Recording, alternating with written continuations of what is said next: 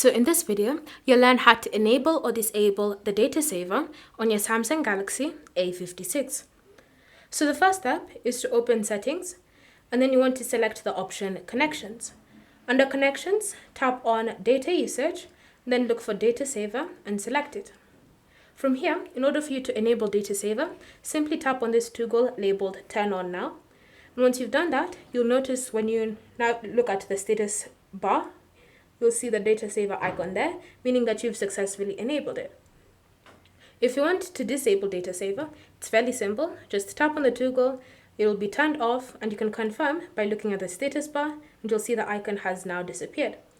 You can go a step further when you have data saver enabled by choosing which apps are going to have data saver enabled and which ones aren't. So you can tap on apps that can always use data.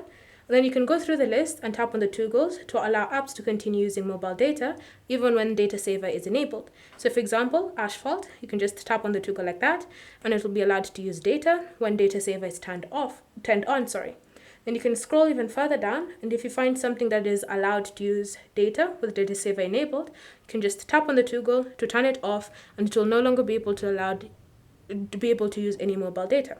So it's up to you to go through the list and customize it to your liking. Then you can go back and you can continue using your phone with data saver enabled and customized to your specifications. And so that's how you can enable, customize, and disable data saver on your Galaxy A56.